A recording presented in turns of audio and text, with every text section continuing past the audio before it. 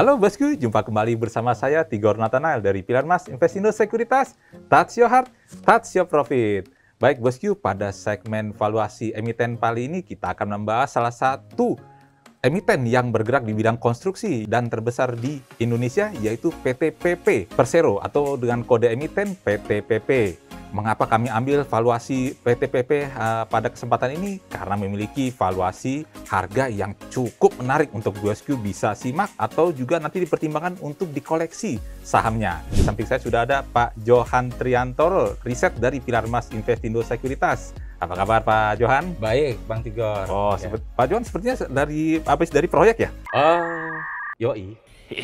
Boy. Oh, gitu ya. Setelannya sudah pas ya bosku ya. Sepertinya bisa akan ada penjelasan yang bisa kita simak. Oke, jangan kemana-mana bosku. Kita kembali lagi bersama Pilar Mas Investindo Sekuritas. Touch your heart, touch your profit. Pionir Sekuritas Channel di Indonesia.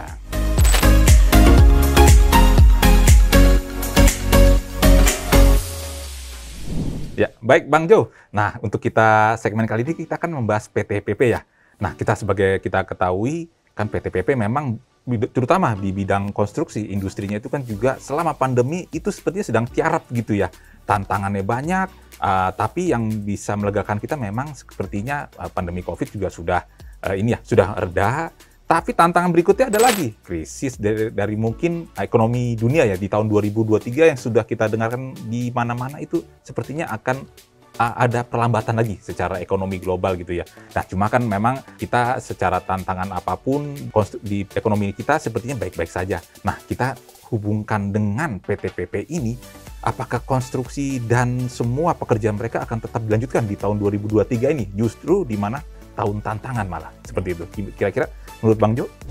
Baik Bang Tigor, kami akan mengulas gitu kan PT PP outlook-nya di tahun 2023 ini gitu kan. Memang merupakan tahun tantangan. Di satu sisi kita kasus COVID telah melandai gitu kan. Aktivitas mulai pulih, apalagi setelah dicabutnya PPKM gitu kan. Nah, ini suatu harapan kita bahwa sektor konstruksi mulai menggeliat kembali lagi gitu kan.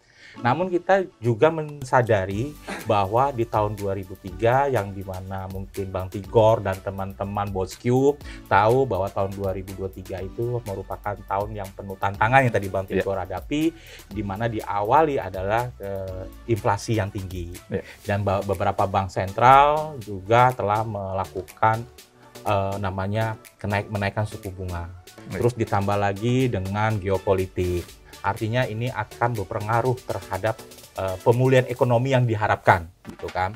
Nah, tetapi kita juga perlu optimis Bang Tigor, gitu kan. Beberapa hal terkait dengan tahun 2023 ini, gitu kan, di mana potensi PT PP bisa kembali pulih. Meskipun kinerjanya tidak sepulih sebelum terjadinya COVID. Ya kan, sekarang kan fase COVID menuju ke fase endemi. Harapan seperti itu. Untuk kedepannya, di mana dia menghadapi ketidakpastian, gitu kan Bang Tigor. Namun di sini dengan berbekal pengalaman PT PP dalam sektor konstruksi, ya kan, tentunya PT PP akan terus berupaya untuk mendapatkan kontrak baru, gitu kan, terus berupaya menciptakan peluang melalui pasar yang memiliki potensial. Jadi peluang untuk bagaimana melebarkan sayapnya, gitu kan, tidak hanya pekerjaan konstruksi dalam negeri, tetapi konstruksi di luar negeri, gitu kan. Hal ini juga tidak terlepas dari pengalaman PT PP dalam bidang sektor konstruksi. Nah, tetapi ini perlu didukung Bang Tigor, didukung adanya kolaborasi dalam penguatan sinergi, ya kan, di internal dan kolaborasi secara entitas usaha lainnya, sehingga ini akan memberikan kekuatan terbaik untuk PT PP tumbuh, gitu kan, dan secara berkelanjutan dengan menciptakan nilai tambah dan keunggulan kompetitif yang dimiliki. Oke, baik ya. Berarti bisa kita simpulkan ya Bang Jo untuk para pemirsanya, memang ini kan memang lagi awal tahun dan semuanya sepertinya pelonggaran-pelonggaran akibat pandemi sudah kita bisa singkirkan lah ya pelan-pelan ya. Terus tapi memang ada masalah di global, perang juga belum selesai, tapi lagi ditambah dengan krisis di luar. Cuma bukan berarti untuk PT-PT sendiri sepertinya untuk berdiam diri ya, karena semuanya bekerja continue ya. Apalagi tahun pemilu sudah 2024 ya. Jadi sepertinya semua budget untuk pembangunan harus segera diserap dan dibangun, dan kalau bisa selesai begitu Pak Bang Jo ya. Ya baik Bosku, itu bisa kita pahami dulu mengapa PT-PP tetap akan menjadi salah satu emiten yang potensial untuk Bosku miliki untuk sampai tahun ini. Baik Bang Jo, ini untuk pertanyaan berikutnya adalah dengan percaya dirinya para manajemen di PT-PP melihat tahun 2023, mereka itu sebetulnya melihat peluang-peluang apa saja yang bisa mereka kelola di tahun 2023 nih untuk semua bidang konstruksi yang akan dibangun oleh PT-PP. Ya, baik Bang Tigor.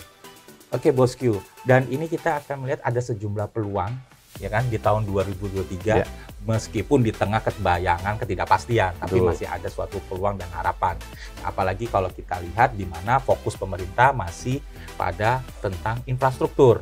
Nah, ini pasti kalau terkait dengan infrastruktur kan tidak terlepas dari kegiatan aktivitas konstruksi.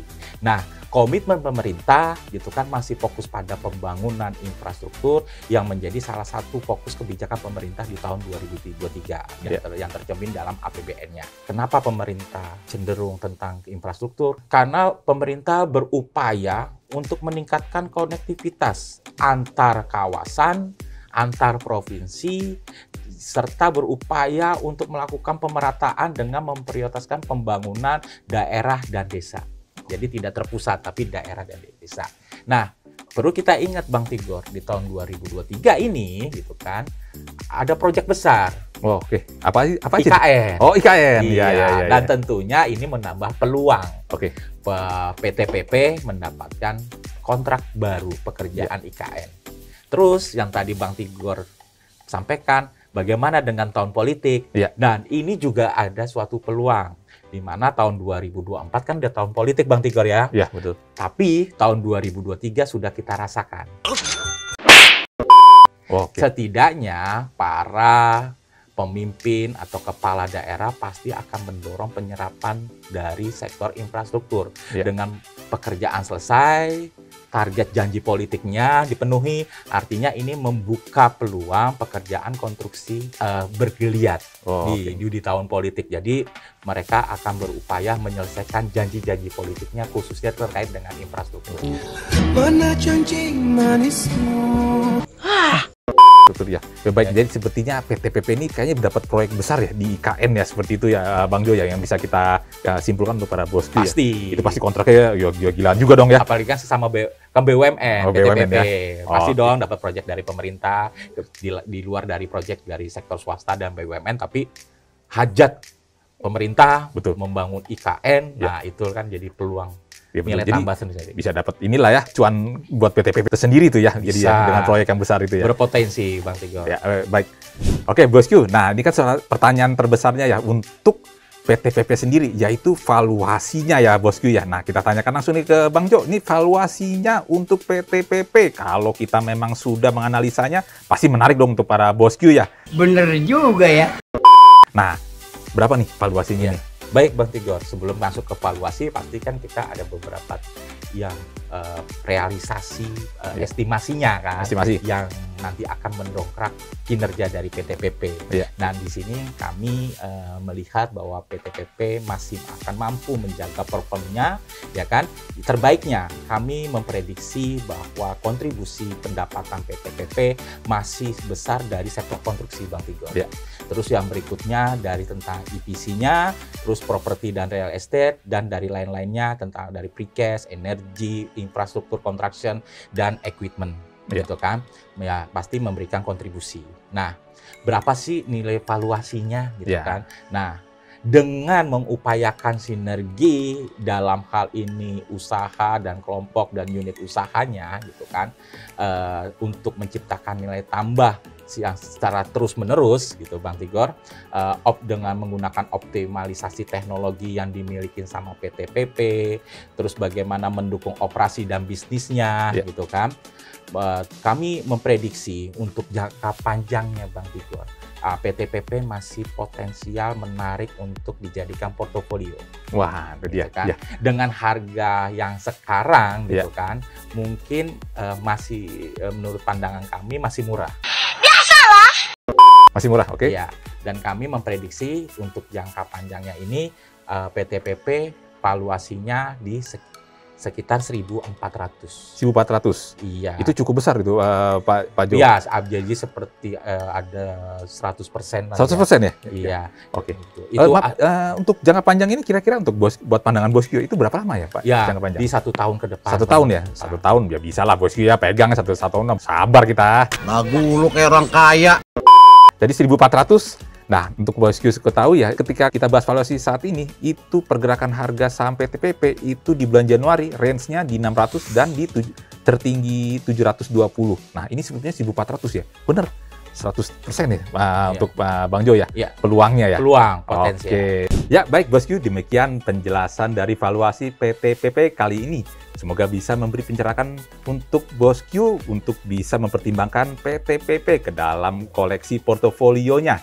Demikianlah penjelasan kita kali ini. Jangan lupa like dan subscribe channel Pilar Mas Investindo Sekuritas. Touch your heart, touch your profit. Pionir Sekuritas Channel di Indonesia.